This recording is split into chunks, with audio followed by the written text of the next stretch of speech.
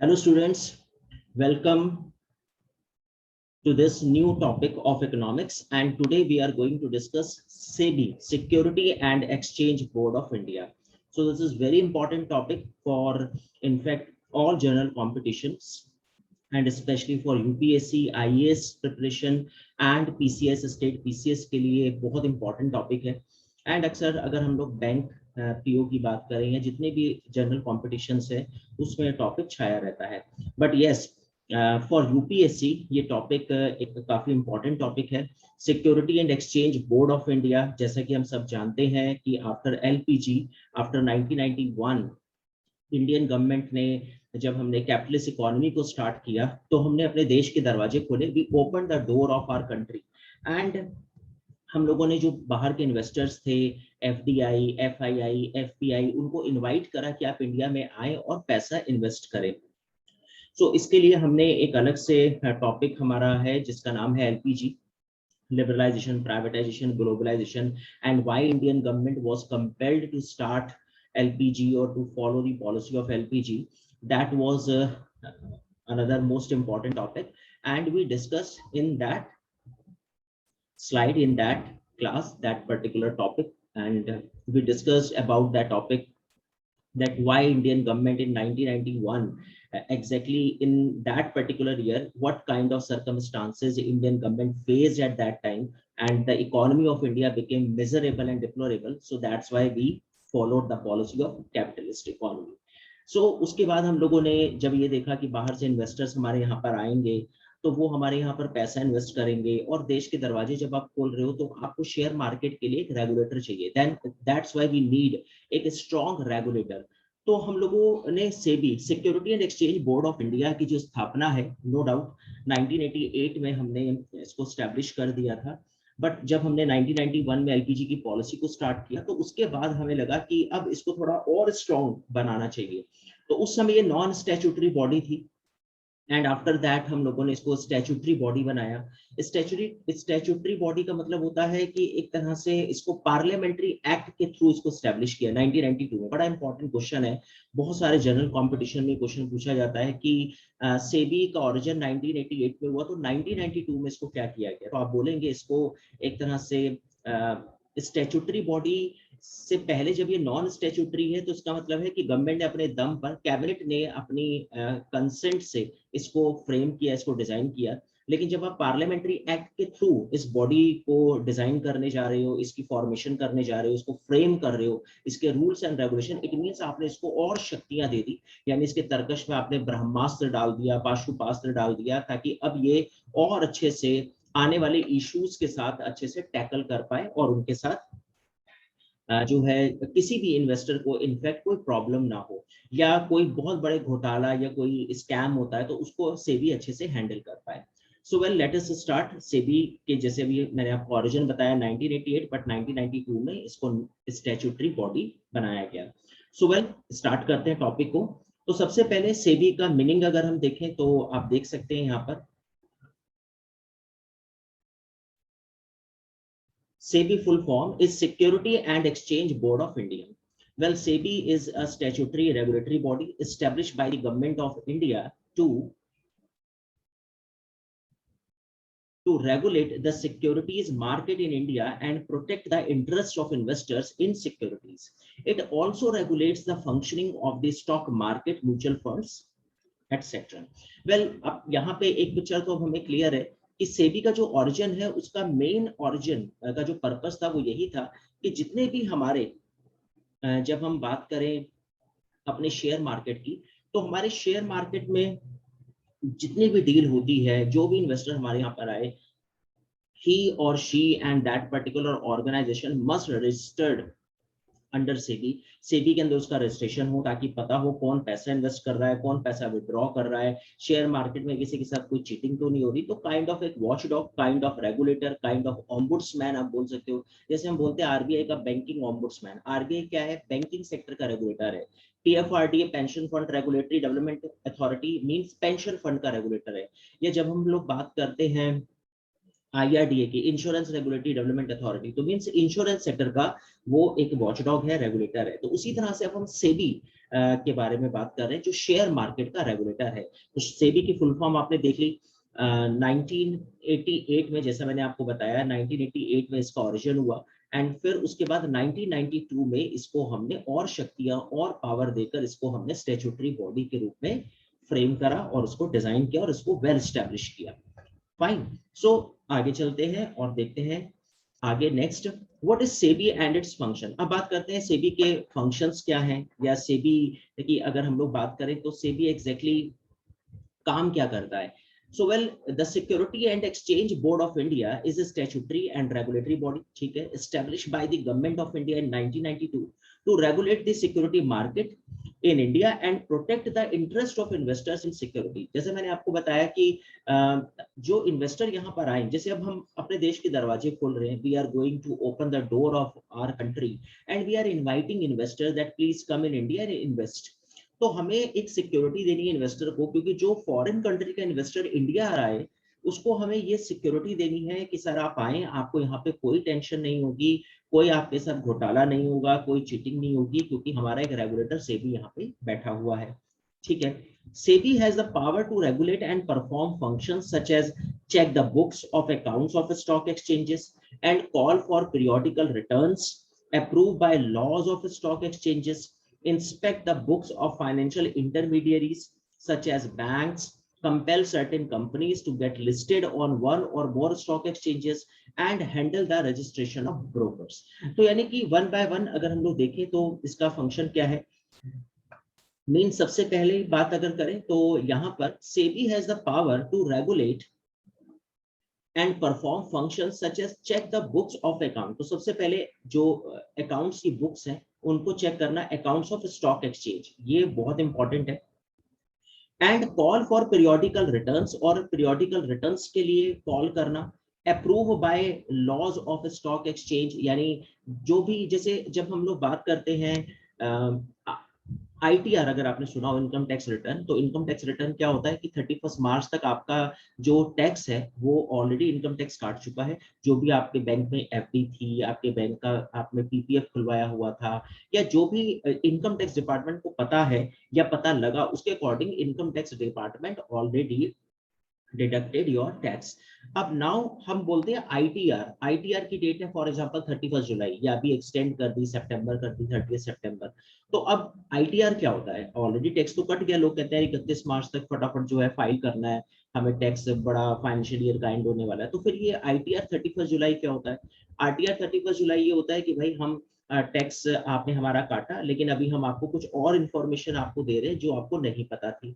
तो इसके अकॉर्डिंग अब आप देख लो कि आपने कहीं हमारा टैक्स फालतू तो नहीं काटा, अगर काटा तो आप रिटर्न फाइल कर दो, तो आपको रिटर्न आ जाएगा टैक्स। अगर बैंक ने या आपके इनकम टैक्स डिपार्टमेंट ने आपका टैक्स ज्यादा काट दिया तो वो आपको वापस करेगा, रिटर्न करेगा आपका टैक्स। उसी तरह से यहाँ पे भी एक पीरियोडिकल रिटर्न्स होता है शेयर मार्केट में, जो डिविडेंड्स होते हैं वो डिविडेंड्स आपको दिए जाते हैं शेयर मार्केट में। अगर फॉर एग्जांपल आपने अशोक लीलैंड्स के शेयर्स खरीदे, मारुति के शेयर्स खरीदे, आपने मैग्डी के शेयर्स खरीदे, या आपने किसी होंडा कंपनी के शेयर्स खरीदे, तो उनके ऊपर एक डिविडेंड मिलता है, वो रिटर्न आपको मिलता है। वो सारी चीजें चेक करना, सेबी की नजर सब पे रहती है कि किसी भी कस्टमर के साथ कोई चीटिंग तो नहीं हो रही। Approve by laws of stock exchange, जो भी अप्रूव है, जो भी लॉज बने हैं स्टॉक एक्सचेंज के अकॉर्डिंग, उन सब पीरियोडिकल रिटर्न्स को चेक करना।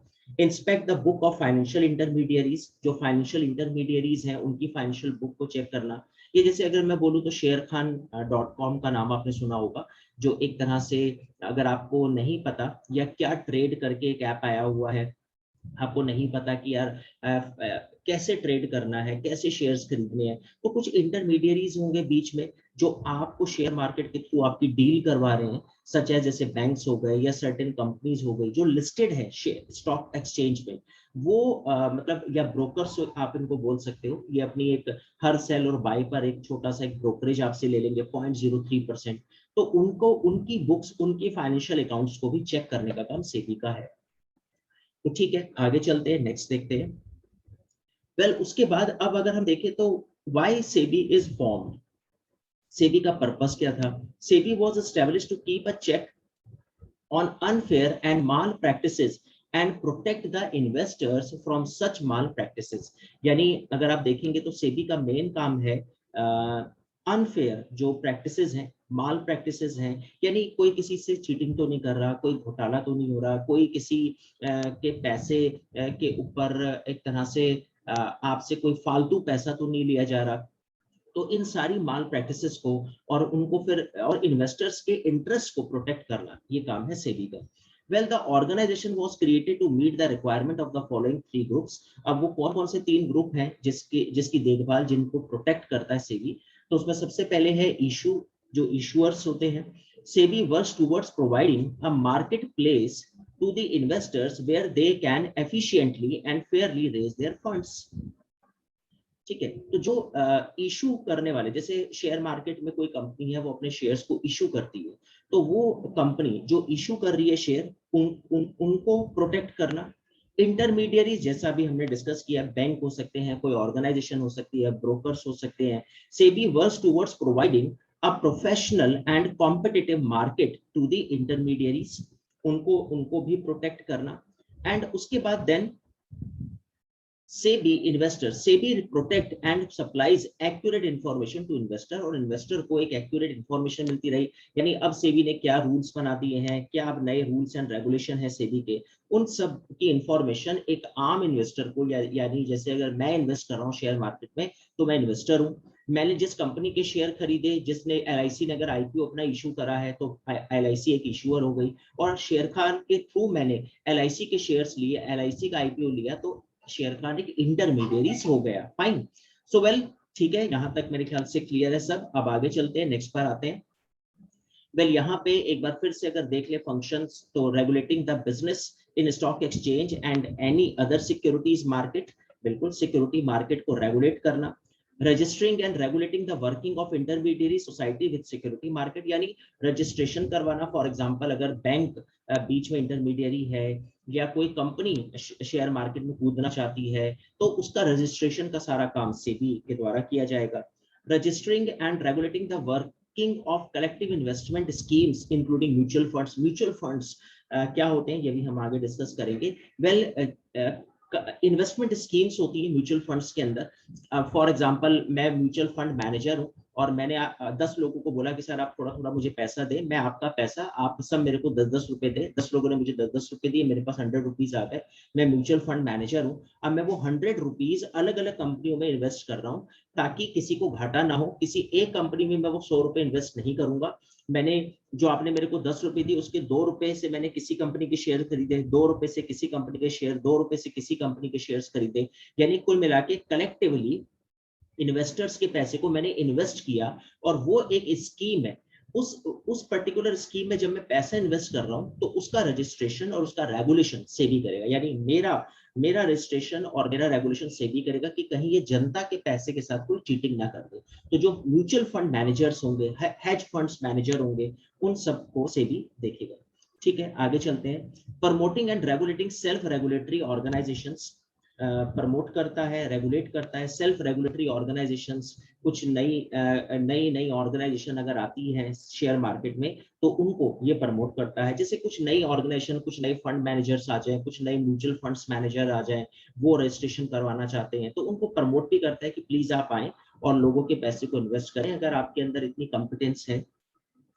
Well, prohibiting fraudulent and unfair trade practices, ये तो मेन काम है ही, क्योंकि मेन फंक्शन तो यही है कि सबका पैसा सिक्योर रहे, सेफ रहे, और सबके इंटरेस्ट जो है वो उनका प्रोटेक्शन करना सेबी का मेन काम है। ठीक है, आगे चलते हैं, नेक्स्ट पर आते हैं। Stock market are where individual and institutional investors come together to buy and sell shares in a public venue. Share market क्या है? स्टॉक मार्केट की अगर बात करें तो वहां पर इंडिविजुअल, यानी मैं अकेला भी कूद सकता हूँ शेयर मार्केट में, मैं अपना डीमैट अकाउंट खुलवाऊं और शेयर मार्केट में बिजनेस स्टार्ट कर दूं। इंस्टीट्यूशनल इन्वेस्टर्स भी आ सकते हैं, जैसे एफआईआईज, एफपीआई, इसके ऊपर हमने पूरा एक लेक्चर बनाया हुआ है, पूरी क्लास है हमारी। एफआईआईज क्या होते हैं, फॉरेन पोर्टफोलियो इन्वेस्टर्स क्या होते हैं, फॉरेन इंस्टीट्यूशनल इन्वेस्टर्स क्या होते हैं, फॉरेन डायरेक्ट इन्वेस्टमेंट क्या होता है, फॉरेन डायरेक्ट रिजर्व्स क्या होते हैं। सो ये हमारी एक पूरी प्रॉपर क्लास है इसके ऊपर। And now it is these exchanges These exchanges exist as electronic marketplace. अब तो आप देख ही रहे हैं पूरा डिजिटलाइजेशन हो चुका है इंडिया का, शेयर मार्केट पूरी तरह से अब डिजिटल है और इलेक्ट्रॉनिक प्लेटफॉर्म है। आप घर बैठे लैपटॉप खोले, मोबाइल खोले, क्या ट्रेड, जैसे मैं आपको बता रहा था, एक बहुत ही अच्छा ऐप है जिसमें आप सुन रहे हो कि आजकल एक एडवर्टाइजमेंट आ रहा है ना कि यार खोल तो लिया लेकिन समझ में नहीं आ रहा ट्रेड क्या करूं, तो वो दूसरा बंदा बोल रहा है हलवा है क्या, यानी करना क्या है, क्या ट्रेड पे जाओ और वहां पे इजिली आपको वो सजेशन देगा, पसंद आए तो टिक करो, नहीं पसंद आए तो नेक्स्ट पर स्विच ऑन करो। तो इतनी ही सारी फैसिलिटीज हैं। अब आप ये कहें कि मुझे नहीं पता शेयर मार्केट में कैसे डील करना है, तो अब सब कुछ अवेलेबल है। अगर आप थोड़े से समझदार हैं तो आपको हर चीज वहां पे समझा दी जाएगी। और कहा जाता है कि इलेक्ट्रॉनिक मार्केट प्लेस आने से तो और ट्रांसपेरेंसी भी आ गई है, यानी आप अपने डीमेट अकाउंट से कोई भी शेयर खरीद सकते हैं और बेच सकते हैं। Well, share prices are set by supply and demand in the market as buyers and sellers place orders. Share के जो प्राइस है, फॉर एग्जांपल आप ऐसे सोचो कि मैंने कोई एक कंपनी स्टार्ट की और मुझे 100 करोड़ की रिक्वायरमेंट है, तो मुझे लगा कि चलो मैं सेबी में रजिस्टर्ड करवाता हूँ और सबसे पहले मैं पब्लिक प्राइवेट कंपनी बन जाऊँ। ये पब्लिक प्राइवेट कंपनी क्या होती है और प्राइवेट वर्सेस पब्लिक कंपनी के ऊपर भी हमने एक लेक्चर बनाया हुआ है, उस लेक्चर को आप जरूर सुने। एंड उसमें आपको पता लगेगा कि exactly private company, public private company and PSU, public sector undertakings क्या होती हैं, वो सारे डिफरेंसेस हमने, उन कंपनीज के डिफरेंसेस हमने वहां पे डिस्कस किए हैं। सो वेल, अब फॉर एग्जांपल मैं एक पब्लिक प्राइवेट कंपनी हूँ, मेरे को एक नया बिजनेस स्टार्ट करना है, 100 करोड़ रुपीज मुझे रिक्वायरमेंट है, मैंने सेबी में रजिस्टर्ड करवाया। अब मैंने 100 करोड़ रुपए मुझे पब्लिक से लेने हैं, तो फॉर एग्जांपल मैंने अपने एक शेयर का रेट रख दिया है कि मेरे एक शेयर का रेट है 100 रुपीज। अब ये कैसे डिसाइड हुआ, ये मेरे बोर्ड ऑफ डायरेक्टर्स ने एक कैलकुलेशन लगाई, हमने सारे फॉर्मुटेशन कॉम्बिनेशन लगाए और फाइनली हमने डिसाइड किया कि हमारे एक शेयर का रेट 100 रुपीज है। अब आने वाले टाइम में हमने 100 करोड़ रुपीज जनरेट करे, हमने अपना बिजनेस स्टार्ट किया, आने वाले टाइम में हमारी कंपनी को बड़ा प्रॉफिट हो रहा है तो हमारा जो 100 रुपीज का शेयर है वो अब हमने 120 रुपीज का कर दिया। लोगों ने और खरीदना शुरू करा, तो करते करते करते हमारे शेयर के रेट बढ़ते चले गए 150, और पता चला 10 साल के बाद हमारे एक शेयर का रेट हो चुका है 1200 रुपए।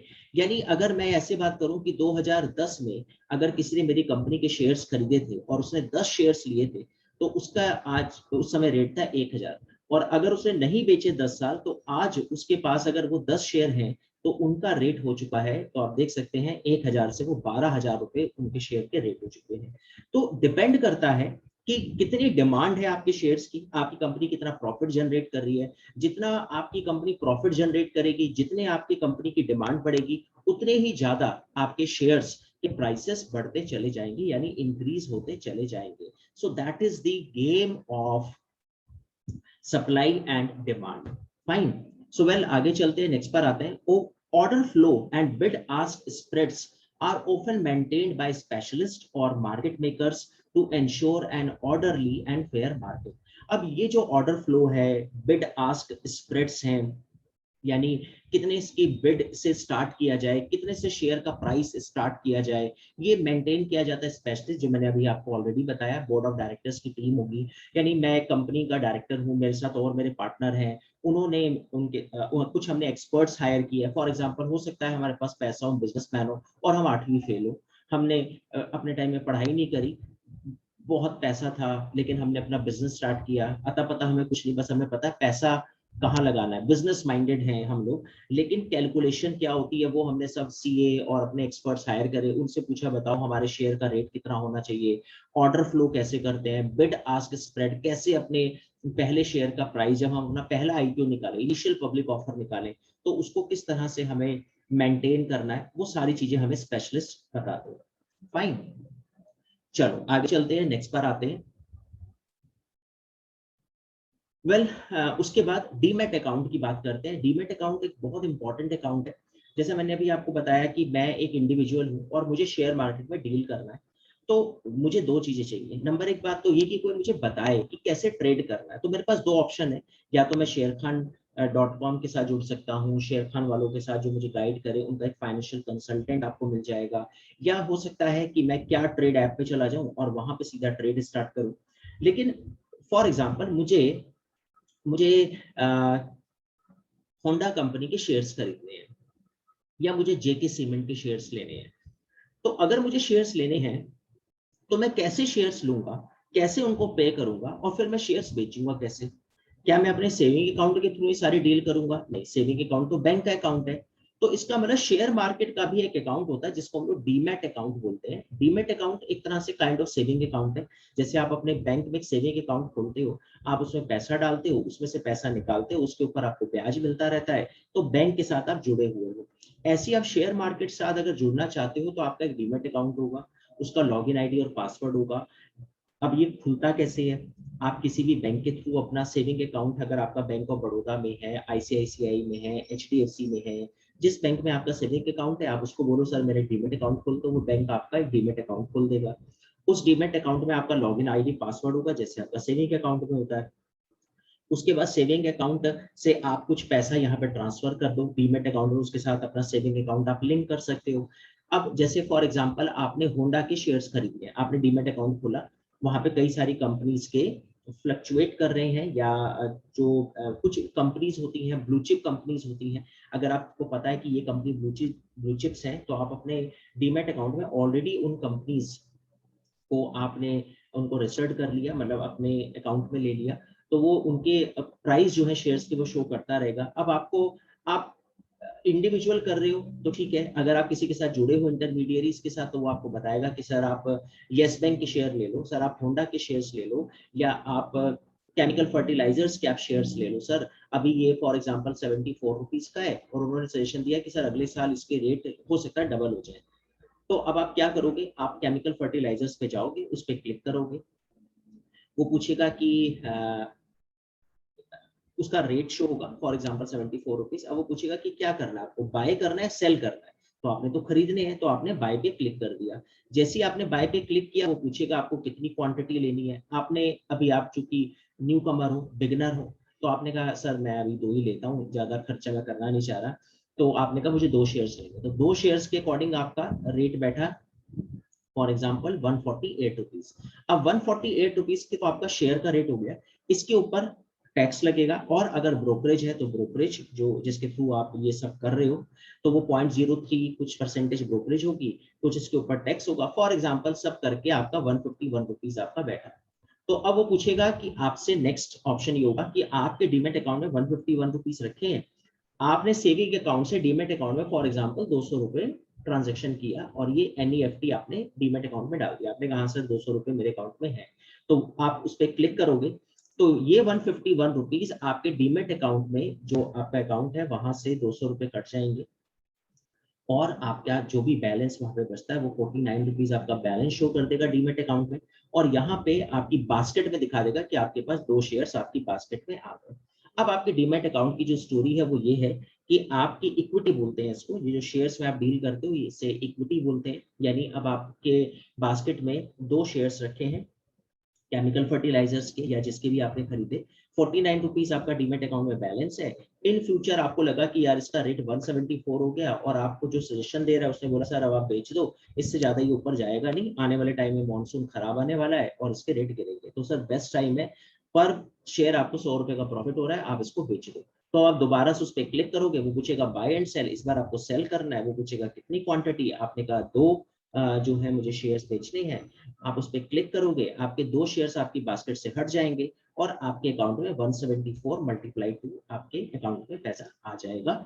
सेल पे भी एक ब्रोकरेज लगती है कुछ परसेंटेज, वो आपकी ब्रोकरेज काट दी जाएगी, तो जो भी ब्रोकरेज कट के फॉर एग्जांपल आपके ब्रोकरेज कटी और आपका 150 रुपीज या जो भी बचा वो आपके पास आ गया। तो ये एक शेयर मार्केट की डीलिंग होती है डीमेट अकाउंट के थ्रू, ये सारा काम डीमेट अकाउंट के थ्रू होगा। तो डीमेट अकाउंट क्या है एक बार यहाँ देख लेते हैं। It is an account that is used to hold shares and securities in electronic format.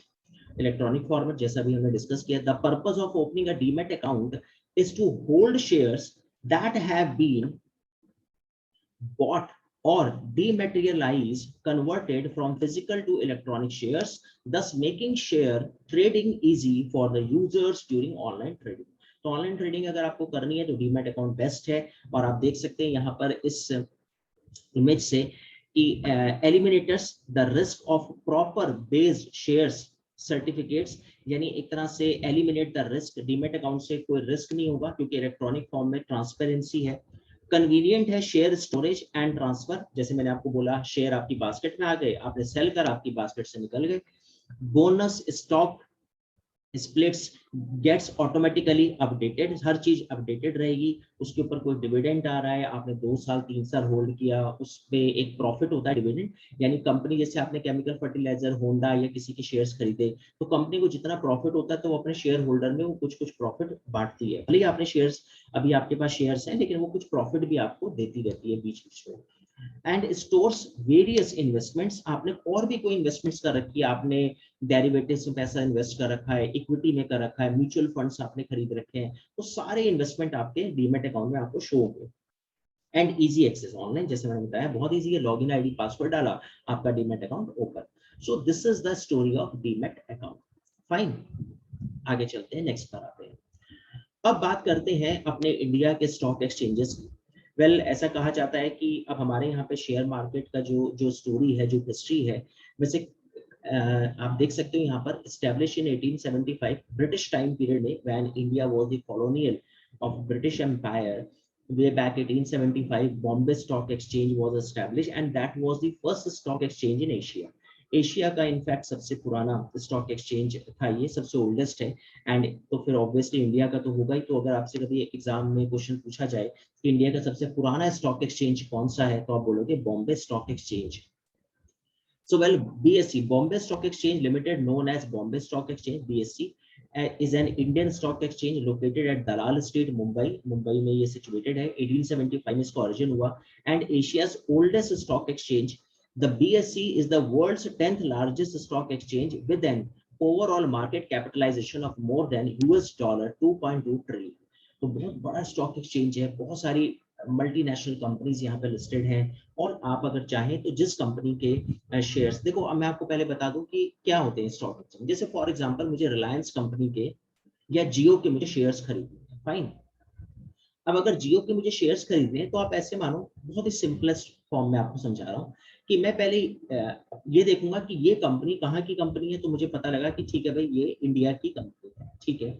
अब अगर ये इंडिया की कंपनी है तो ये इंडियन स्टॉक मार्केट में लिस्टेड होगी। अब इंडिया के स्टॉक मार्केट में स्टॉक एक्सचेंज है, यानी वो बड़े बड़े बाजार। अब वो बड़े बड़े बाजार क्या है, जैसे बॉम्बे स्टॉक एक्सचेंज हो गया, जैसे हमारा नेशनल स्टॉक एक्सचेंज है, और बहुत सारे स्टॉक एक्सचेंज है, लेकिन हम डिस्कस दो की करते हैं। लेकिन अभी मैं आपको एक दिल्ली स्टॉक एक्सचेंज भी आपको बताता हूँ।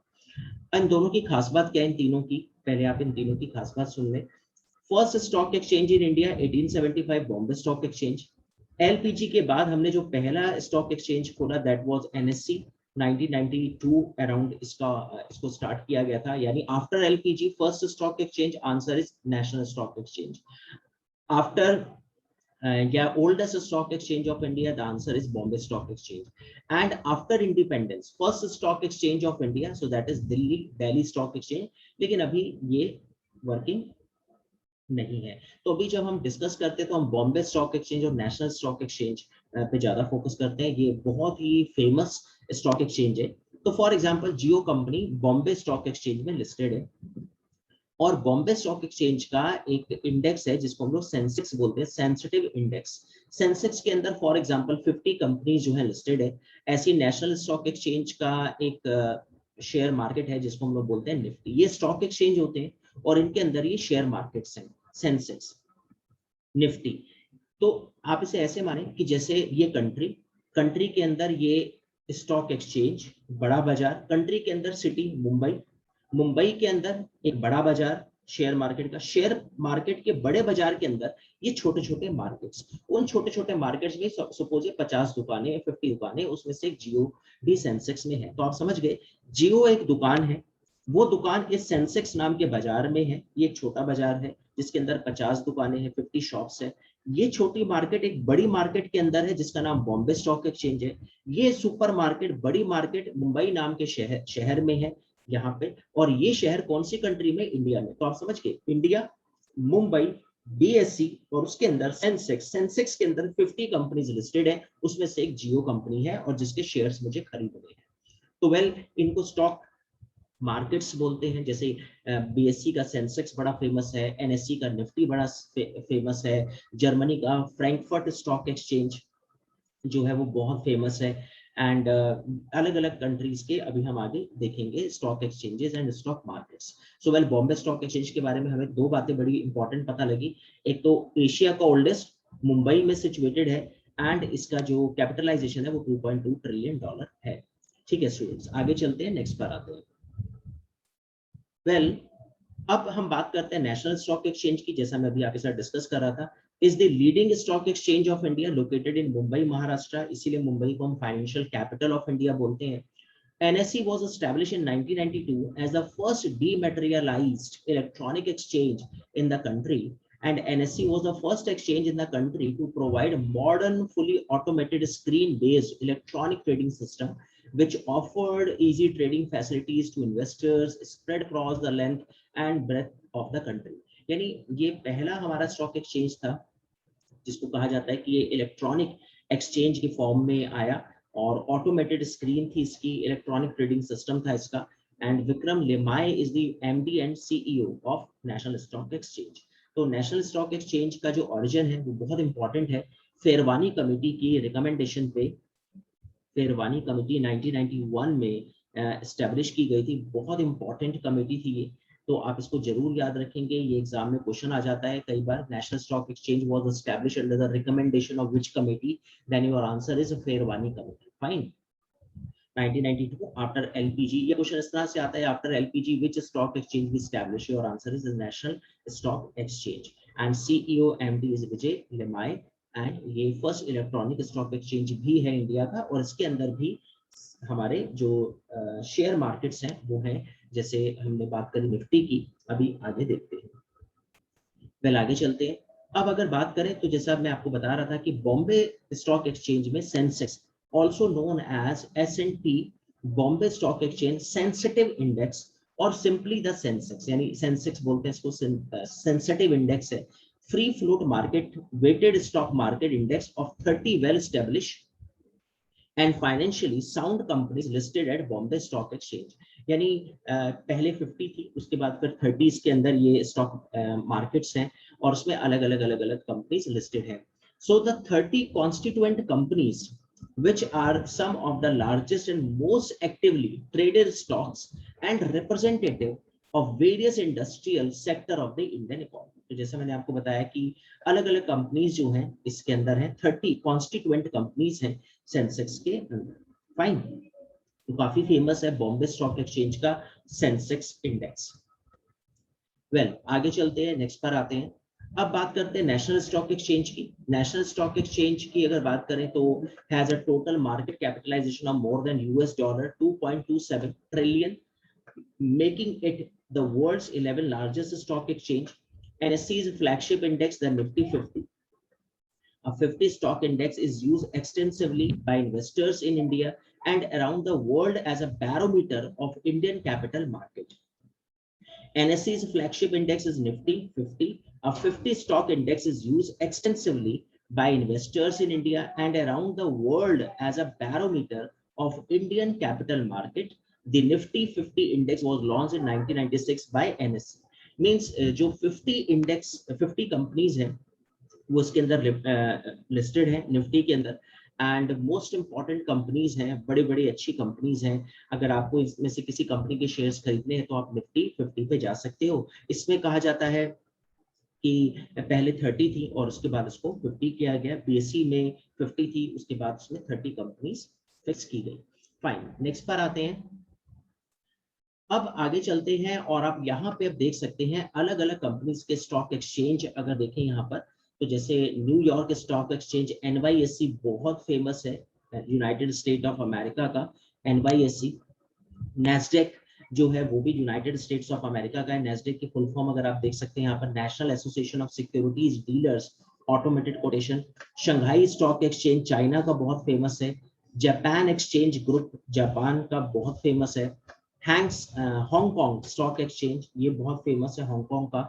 यूरोनेक्स, एक आपको पता होगा यूरोपीय यूनियन एक ग्रुप है जिसमें 27 कंट्रीज हैं। ब्रिटेन के एग्जिट होने के बाद, जब आपने सुना होगा करंट अफेयर्स में ब्रेक्जिट, ब्रिटेन जो है एग्जिट कर चुका है, तो अभी 27 यूरोपियन कंट्रीज हैं यूरोपीय यूनियन में, तो उनका एक यूरो नेक्स्ट स्टॉक एक्सचेंज है। शेंझेन स्टॉक एक्सचेंज चाइना का, लंदन स्टॉक एक्सचेंज ब्रिटेन का, and Bombay stock exchange and Toronto Canada का स्टॉक एक्सचेंज। तो ये अलग अलग कंट्रीज के बड़े फेमस स्टॉक एक्सचेंज है एंड ये मेजर स्टॉक एक्सचेंज है, इसीलिए मैंने आपको ये रैंक दिखाई। यानी वर्ल्ड में अगर आपसे पूछा जाए कि इस समय top 10 stock exchanges in the world, तो उसमें सबसे पहला नाम न्यूयॉर्क स्टॉक एक्सचेंज और हमारे बॉम्बे स्टॉक एक्सचेंज का नाम 9th पर आता है, जबकि 11th पर हमारा नेशनल स्टॉक एक्सचेंज है।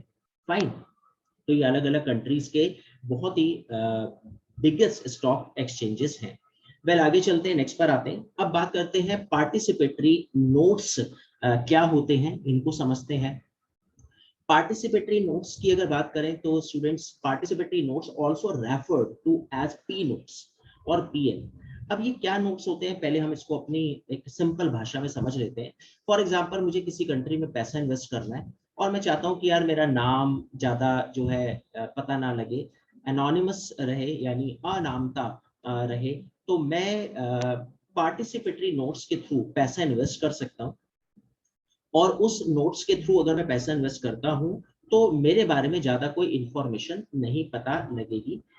इसको पार्टिसिपेटरी नोट्स कहते हैं। अब आप पूछेंगे तो सर ये ऐसा सिस्टम क्यों किया गया, ये तो बल्कि गलत है कि कौन पैसा इन्वेस्ट कर रहा है हमें नहीं पता लग रहा। मेन पर्पस था, अगर आप देखें तो 1991 के बाद हम चाहते थे इन्वेस्टर्स को at ease of doing business. अगर आपने कभी सुना हो, एक रिपोर्ट एक पब्लिश होती है, ease of doing business. Ease of doing business का मतलब होता है कि यार बहुत इजी वे आप इन्वेस्टर को दो ताकि वो इजी तरह से आपके यहाँ पर पैसा इन्वेस्ट कर सके और उसको ज्यादा दिक्कत ना हो, ज्यादा परेशानी ना हो। क्योंकि अगर वो पैसा इन्वेस्ट करता है तो उसे लगना चाहिए कि यार इंडिया में जाऊं, वहां पे ना ज्यादा पूछताछ नहीं होती। जैसे अगर आप चाइना में देखें तो चाइना का फॉरेन डायरेक्ट रिजर्व इस समय 3000 यूएस बिलियन डॉलर है। इंडिया की बात करें तो 500 समथिंग हमारा यूएस बिलियन डॉलर रिजर्व है। उसके 2-3 रीजन है। हमारे यहाँ पे शायद हो सकता है बहुत ज्यादा पूछताछ होती है तो इन्वेस्टर कहेगा छोड़ यार मैं नहीं चाहता, मैं चाइना पैसे इन्वेस्ट कर देता हूँ। यार आप वहां पूछते हो कहाँ से आए हो, कहाँ पैदा हुए थे, आधार कार्ड दिखाओ, वोटर आईडी दिखाओ, और पता चला मैं बड़ा सीधा साधा सा कस्टमर हूँ। अब ऐसा तो नहीं कि सारे ही करप्ट है, ऐसा तो नहीं सारे ही चीटर है। तो आपको कम से कम एट ईज डूइंग बिजनेस आपको एक देना है। तो इस वजह से पार्टिसिपेटरी नोट्स का सिस्टम स्टार्ट किया गया। आगे और समझते हैं इसके बारे में। Participatory notes also refer to as P notes are financial instrument है रिक्वायर्ड बाय इन्वेस्टर्स और hedge funds to invest in Indian security without having to registered with SEBI. देखो कितनी बड़ी बात है कि आप सेबी में बिना रजिस्ट्रेशन के भी आप यहाँ पे पैसा इन्वेस्ट कर सकते हो। ये बहुत बड़ा बहुत इंपॉर्टेंट पॉइंट है। हेज फंड्स अभी मैं आपके साथ डिस्कस करूंगा। वेल ठीक है, आगे चलते हैं, पी नोट्स के बारे में और समझते हैं। पार्टिसिपेटरी नोट्स की अगर बात करें तो foreign institutional investors issue the financial instruments to investors in other countries who want to invest in Indian securities. यानी एफआईआईज जो हैं, issue the financial instrument to investors. कुछ एफआईआईज हैं, फॉरेन इंस्टीट्यूशनल इंस्टीट्यूशंस हैं, वो इन्वेस्टर्स को issue करते हैं, इन्वेस्टर्स को जो दूसरी कंट्री में रहते हैं, कि आप अगर इंडियन सिक्योरिटी मार्केट में इन्वेस्ट करना चाहते हैं तो आप हमारी ऑर्गेनाइजेशन, हमारे इंस्टीट्यूट के थ्रू आप पैसे इन्वेस्ट कर दो। आपकी पहचान, आप कौन हो, वो सब गोपनीय रहेगा, उसके बारे में ज्यादा कुछ पता नहीं लगेगा। चलो ठीक है, आगे चलते हैं। Well, an FII is an investor or investment fund registered in a country outside of one in which it is investing. अब कोई FII हमारे यहाँ पे जब पैसे इन्वेस्ट करता है तो वो रजिस्टर्ड होता है, जैसे मैंने आपको बताया। ये FIIs क्या होते हैं, ये हमारा एक टॉपिक है, आप उस टॉपिक को एक बार देख लेना, वहां पे आपको समझ में आ जाएगा। LPG का एक टॉपिक बड़ा इंपॉर्टेंट है, FDI FIIs का एक टॉपिक है, और पब्लिक प्राइवेट कंपनी का, ये तीनों के ऊपर हमने जो है लेक्चर्स बनाए हुए हैं। आप इन तीनों क्लासेस को जरूर देखें। तो अभी बात करते हैं एफआईआई। एक शॉर्ट एक ऐसे आप मान लीजिए जो शॉर्ट टर्म के लिए पैसे इन्वेस्ट करे वो एफआईआई, लॉन्ग टर्म के लिए जो पैसे इन्वेस्ट करता है वो एफडीआई कहलाता है। जैसे फॉर एग्जांपल, मैं यहाँ पे मर्सिडीज आ रही है और वो यहाँ पे अपना एक प्लांट लगाने जा रही है इंडिया, और वो यहाँ पे प्लांट लगा के यहाँ पे मैन्युफैक्चरिंग स्टार्ट करेगी, तो हम बोलेंगे कि मर्सिडीज ने यहाँ पे एफडीआई किया, फॉरेन डायरेक्ट इन्वेस्टमेंट किया। अब फॉर एग्जांपल कोई जापानीज इन्वेस्टर है, उसने हमारे यहाँ पर आकर किसी कंपनी के शेयर्स खरीद लिए, सिंपल, तो हम उसे बोलेंगे ये एफआईआईज है, इसने हमारी कंपनी में पैसा इन्वेस्ट करा, शेयर्स खरीद रखे हैं उसके, तो कभी भी शेयर को विड्रॉ करेगा और चला जाएगा। तो एफआईआई जो है एरी इन्वेस्टर्स हैं, हवा में उड़ता हुआ निवेशक, कभी आया इस डाल पे बैठा, इस डाल पे उसने दाना पानी खाया और उसका मन भरा, वो दूसरी डाल पे जाके बैठ गया। तो एफआईआई की जो एंट्री और एग्जिट है वो बहुत ही इजी होता है, और एफडीआई की जो एंट्री और एग्जिट है वो बहुत टफ होता है, क्योंकि वो यहाँ पे आके प्रॉपर प्लांट स्टैब्लिश करेगा, और प्लांट स्टैब्लिश करने के बाद वो इतनी आसानी से उस कंट्री को छोड़ के भाग नहीं सकता। So this system lets unregistered overseas investors buy Indian shares without the need to registered with the Indian regulatory body. अब अगर आप पी नोट के थ्रू इन्वेस्टमेंट करते हैं तो आपको सेबी में रजिस्ट्रेशन करवाने की जरूरत नहीं है। This system lets unregistered overseas investors buy Indian shares, खरीदेंगे इंडियन शेयर्स को without the need to register with the Indian regulatory body, मतलब बिना सेबी के आप यहाँ पे पैसा इन्वेस्ट कर सकते हैं, बिना सेबी के रजिस्ट्रेशन के। These investments are also beneficial to India। अब इंडिया के लिए फायदेमंद है, तभी हमने पी नोट स्टार्ट किया होगा, अदरवाइज हम क्यों करते। They provide access to quick money to the Indian capital market. अब आप देखो ना, वही जैसे मैं आपको बता रहा था कि अब आप बड़ी पूछताछ कर रहे हो, एक बंदे ने आपके यहाँ पे 100 करोड़ रुपीज इन्वेस्ट करना, या करोड़ नहीं सॉरी, हम इसको डॉलर ले लेते हैं, $100 या 100 बिलियन डॉलर्स उसने आपके यहाँ पे इन्वेस्ट करने। अब आप देखो ना, इतना डॉलर अगर कोई आपके यहाँ पे इन्वेस्ट करने आ रहा है और आप उससे दुनिया भर के क्वेश्चन पूछ रहे हो और उसका मूड ऑफ हो, वो चाइना चला गया, अब आपने उससे कहा सर कोई टेंशन वाली बात नहीं है, पैसे इन्वेस्ट करो, हम पूछेंगे भी नहीं, आप कौन हो, आप पी नोट लो और इसके थ्रू आप एफआईआई किसी इंस्टीट्यूट के थ्रू हमारे यहाँ पे पैसा इन्वेस्ट कर दो। तो फटाफट आया, उसने इंडिया में पैसा इन्वेस्ट करा, तो हमें क्या मिल गया, इंडियन कैपिटल मार्केट को क्विक मनी मिल गई, क्विक डॉलर मिल गया। अब आप इमेजिन करो कि हमारे यहाँ पर 500 बिलियन डॉलर का अगर रिजर्व हो आज, और आज ही हमारे यहाँ पर पी नोट के थ्रू 100 बिलियन डॉलर हमारे यहाँ पर पैसा आ गया, तो हमारा एफडीआर तो आज 600 यूएस बिलियन डॉलर हो गया, नहीं हो गया। और पता चला सरकार ने भी मीडिया में डिक्लेयर कर दिया कि देखो आज की डेट में हमारा 600 यूएस बिलियन डॉलर था, और जी मनमोहन सिंह जी के समय तो हम 300 यूएस बिलियन डॉलर पे भी स्ट्रगल कर रहे थे। तो देखो जी मोदी जी का चमत्कार, या एनडीए सरकार ने देखो कैसे डबल कर दिया। अब वो बात अलग है कि आपने वो कैसे डबल करा, आपने पी नोट के थ्रू डबल करा, या आपने ज्यादा इंटरेस्ट देके डॉलर परचेज कर लिया, वो उसके कई सारे ऑप्शंस हैं, कई सारे उसके रीजंस हैं एफडीआर बढ़ने के, वो भी हमने एफडीआई के टॉपिक में उसको डिस्कस किया हुआ है। तो वेल पी नोट से हमें भी फायदा होता है। ओवरऑल बात ये है, because of the short term nature of investing, regulators have fewer guidelines for foreign institutional investors to invest in Indian stock markets and to avoid the cumbersome regulatory approval process, है ना। भाई मुझे थोड़े time के लिए पैसा invest करना है, अब उसमें दुनिया भर के आपने मेरे से क्वेश्चन पूछे, तो मैं नहीं चाहता, लेकिन मैं पैसा इन्वेस्ट करना चाहता हूँ और मैं थोड़े टाइम के लिए इन्वेस्ट करना चाहता हूँ, प्रॉफिट लेके जाना चाहता हूँ। तो आप पी नोट के थ्रू, पार्टिसिपेटरी नोट्स के थ्रू हमारे यहाँ पे पैसे इन्वेस्ट करें, किसी इंस्टीट्यूशनल इन्वेस्टर्स इन्वेस्टमेंट, ये जो एफआईआईज है उसके थ्रू आप यहाँ पे पैसा इन्वेस्ट करने आ जाए। फाइन, चलो आगे चलते हैं, नेक्स्ट पर आते हैं।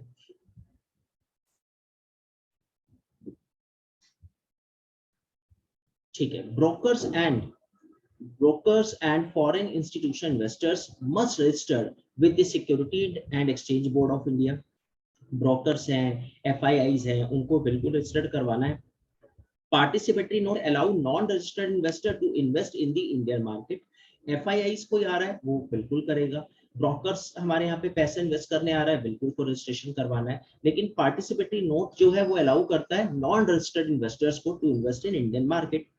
P note referred to as P notes, PN note are derivative instrument for underlying assets। ये derivative instrument होता है। अब derivative instruments क्या होते हैं और underlying assets क्या होती है, Indian assets, वो भी हम डिस्कस करते हैं। Participatory notes are popular investment due to the investors remaining anonymous। जैसे मैंने अभी आपको बताया, popular investment होती है ये, एक इन्वेस्टमेंट रूट, बल्कि आप इसे बोलें तो मुझे लगता है ज्यादा अच्छा होगा, एक बहुत अच्छा पॉपुलर इन्वेस्टमेंट रूट है। इस रास्ते के थ्रू इन्वेस्टर आए और अनामता जिसे कहते हैं ना कि आपका नाम नहीं पता लगा और आपने यहाँ पे पैसा इन्वेस्ट कर दिया और थोड़ा टाइम में प्रॉफिट लेके आप अपने घर वापस चले गए, तो पार्टिसिपेटरी नोट उसको ये एक तरह से एक अच्छा इंस्ट्रूमेंट के रूप में काम करता है। तो दोनों को फायदा है, कंट्री को भी फायदा है और उस बिजनेसमैन को भी फायदा है, लेकिन इसके ड्रॉबैक्स भी होंगे, वो भी हम देखेंगे आगे। अब बात करते हैं कि ये how do participatory notes work. Participatory notes are offshore derivative instrument, जैसा भी हम डिस्कस कर रहे थे। एक ऑफशोर यानी हमारे तट से बाहर एक डेरिवेटिव इंस्ट्रूमेंट है with Indian shares as underlying assets. अब ये डेरिवेटिव क्या होता है और अंडरलाइंग एसेट्स क्या होती है। अब आप ऐसे देखें कि गोल्ड जो है वो अंडरलाइंग एसेट है गोल्ड चेन। गोल्ड चेन क्या है? डेरिवेटिव है। मैं एक जर्मनी का इन्वेस्टर हूं और मुझे यहाँ पे फॉर एग्जाम्पल मुझे गोल्ड चेन लेनी है, ठीक, या मुझे किसी गोल्ड कंपनी में पैसा इन्वेस्ट करना है, तो मुझे डेरिवेटिव्स, मैं डेरिवेटिव्स मतलब डेरिवेटिव्स क्या होते हैं? डेरिवेटिव्स आप ऐसे मान के चलें कि जो प्रोडक्ट हो गए, जो चीजें हो गई, जो डेली यूज की चीजें हैं, उनको हम डेरिवेटिव्स बोलते हैं। इक्विटी का मतलब हो गया शेयर्स, यानी जब हम शेयर्स की बात करते हैं तो वो इक्विटी है। जब हम गोल्ड, नमक, चीनी, कॉफी, चाय की पत्ती, ये सब डेरिवेटिव्स हैं। अब आप ऐसे मान के चलें कि गोल्ड चेन एक डेरिवेटिव है और इसकी अंडरलाइंग एसेट, यानी गोल्ड चेन किससे बनी? वो गोल्ड से बनी, तो जिससे वो जो रॉ मटेरियल है वो अंडरलाइंग एसेट होगा और उससे बन के जो प्रोडक्ट बना वो डेरिवेटिव होगा। फाइन। तो ये जो ऑफशोर इन्वेस्टर्स हैं ये एक तरह से डेरिवेटिव इंस्ट्रूमेंट्स है